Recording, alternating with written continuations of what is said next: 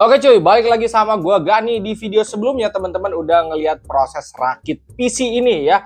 Ini adalah rakitan 6,4 jutaan teman-teman ya, pakai Ryzen 5 5600G ya. Dan di video kali ini kita akan testing kecil-kecilan aja ya, gimana performanya, apakah masih enak untuk Oktober 2024 ya. Oke, sebenarnya gini guys ya, kalau misalkan kalian mau rakit di Oktober ini ya, paling bener itu langsung masuk ke Ryzen 7000 atau 8000 atau 9000 series kalau misalkan kalian mau rakit Ryzen ya, biar soketnya AM5 dan jangka upgrade-nya itu panjang ya. Kalau kalian mau rakit Intel mending nunggu sabar Gen 15 ya. Tapi kalau misalkan kalian tetap mau rakit Gen 12, 13, 14 Intel atau mau rakit Ryzen 5600G kayak gini, ini masih fine-fine aja ya. Cuman kalau 56G gini, opsi upgrade-nya ya ke Ryzen 5000 series aja, karena selesai di AM4 ya. Paling dari sini upgrade-nya pertama ke VGA, bisa ke RX, bisa ke RTX. Habis itu naikin prosesornya ke Ryzen 5600X atau Ryzen 7 yang 57X atau Ryzen 7 yang 58X 3D juga bisa ya. Jadi opsi upgrade-nya bisa, cuman nggak sepanjang kayak yang 7000, 8000, 9000 ya. Ini paling banter ke Ryzen 7 tadi aja, 78X tadi sama VGA-nya ya. Oke, untuk rakitan kayak gini kalian masih bisa pangkas juga guys. Ini kan gue bikinnya bisa dibilang cukup ideal ya, kayak motherboardnya kita ngambil seri B ya, yang udah 4 slot RAM walaupun kepaknya cuma 2 ya, terus ada slot NVMe juga. Terus juga nanti mau upgrade VGA, RTX atau RX di sini udah enak gitu ya. PS udah 550 sampai ke RTX 4060 juga dia masih bisa ya. Kalau mau dipangkas ke 5 jutaan bisa ya, motherboard bisa turunin ya, RAM turunin, coolernya pangkas, PSU cari yang garasinya 2 tahun atau 3 tahun, itu masih bisa teman-teman ya. Intinya dari 5 sampai 6,5, 56G masih cakep-cakep aja kalau misalnya teman-teman mau rakit ya. Oke, sekarang kita langsung masuk aja ke proses testingnya ya. Oke, kita masuk check and recheck. Ini gue jalanin dulu kristal disk mark-nya ya.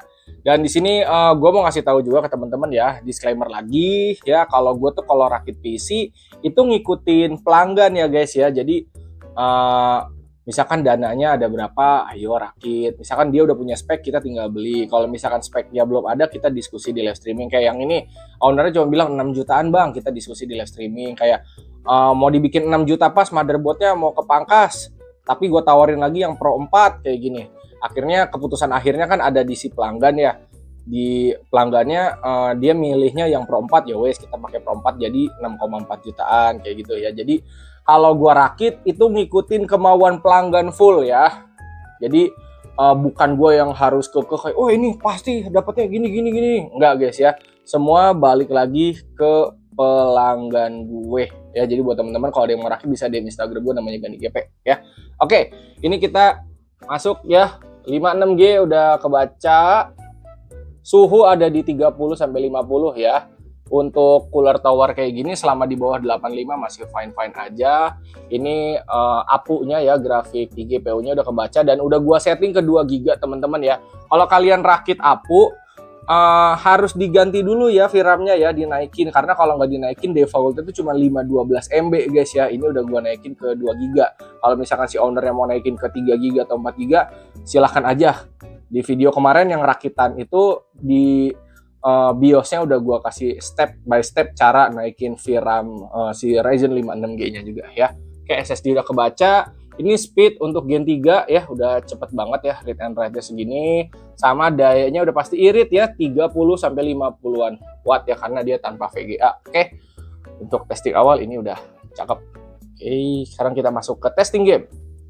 Oke, kita masuk ke Valorant teman-teman ya. Harusnya untuk Valorant, ini gue bikin 1080p high aja ya. Untuk Valorant tuh Ryzen udah nggak akan ada keluhan ya, ini udah enak ya. Kita masuk ke praktis aja guys ya. Nanti kalau misalkan kalian ngerasa kurang sama FPS-nya, ya wes tinggal diturunin aja jadi low gitu. Intinya dimainin di high ini masih bisa. Cuman biasanya orang-orang yang pakai APU gini mainnya di low. Ya. Kita lihat ke training ya. Nah, ini kalau lagi sepi bisa dapat 200-an FPS teman-teman ya. Kalau lagi rame, nah ini juga masih ada di 100-an FPS ya. Kalau misalkan dibikin low, ya nanti FPS-nya akan lebih tinggi. Udah gitu aja guys ya. Oke, coba ya ini gua bikin low deh. Oh, ya. Pas lagi rame musuh bisa 100 sampai 200-an FPS malah tuh, ya. Tergantung kalian. Tapi ini balik lagi ke monitornya ya.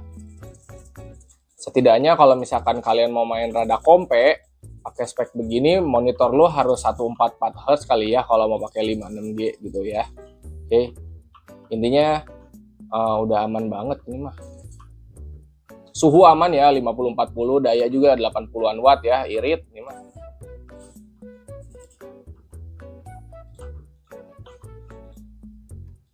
Oh, udah nggak ada keluhan guys.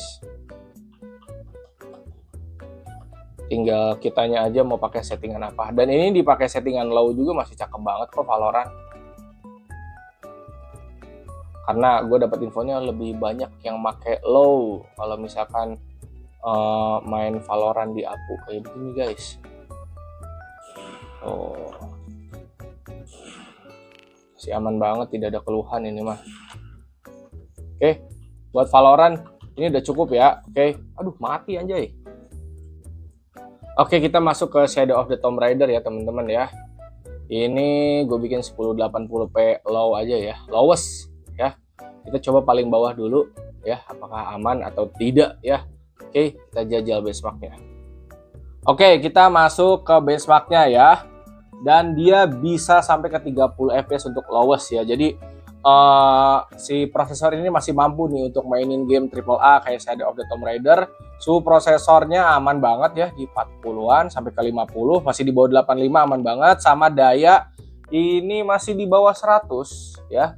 Tadi paling tinggi juga 80-an ya. Atau sampai 100 juga ada. Intinya masih irit banget untuk si PC 56G ini ya. Oke, ini kita tunggu sampai selesai ya benchmarknya ya.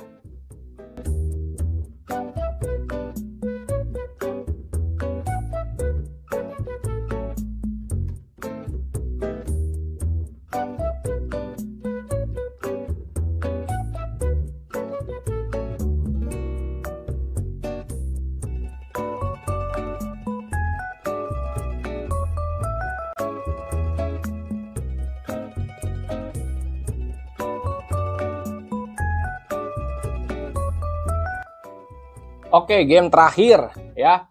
Ini Red Dead Redemption 2 ya, gue bikin 1080p low juga aja teman-teman ya. Oke, kita cek apakah masih playable bisa sampai 30 fps atau tidak ya. Oke, kita masuk di Red Dead Redemption ya. 1080p low dapat 20-an fps ya. Oke, ini masih sebatas bisa dimainin ya. Suhu sama daya aman lah ya, suhu masih 50-an, daya juga masih 70-an watt, masih irit ya. Dan untuk gamenya sebatas playable aja, yang penting bisa dimainin. Kalau mau lebih mantap tinggal nanti nabung lagi lalu upgrade VGA ya. Oke, ini kita tungguin sampai benchmarknya selesai, oke?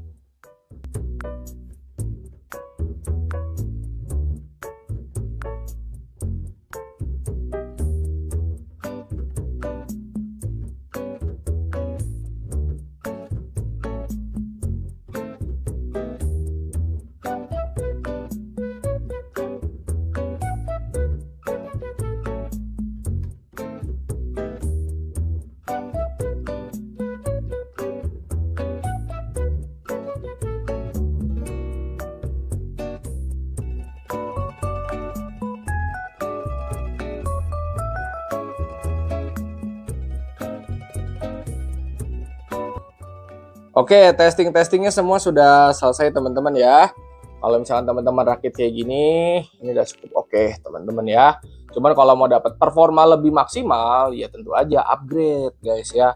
Kayak upgrade VGA dulu, entah RX atau RTX. Habis itu upgrade prosesornya ke yang seri Ryzen X ya, entah Ryzen 5 atau Ryzen 7 atau yang S3D tuh baru nanti bakal lebih jos ya, pakai S3D ditambah dengan VGA bakal mantep, tambah NVMe upgrade yang Gen 4 itu bakal lebih mantep ya. Tapi kalau misalkan kalian ada dana lebih, gue saran sih rakit kayak Ryzen 7000, 8000, 9000 ya. Tapi kalau ngomongin mending mah nggak akan kelar-kelar guys ya. Intinya rakitan kayak gini udah cukup oke.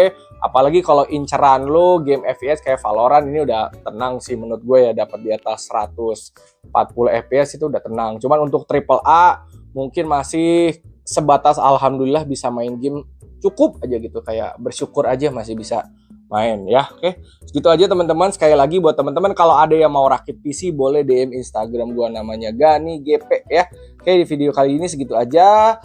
Pembelian link-linknya kalau kalian butuh casing, RAM, Mobo, ini pakai apa aja, linknya beli di mana, gua udah drop di deskripsi, tinggal kalian klik, masukin keranjang terus beli. Oke, segitu aja. Thank you semua. Bye.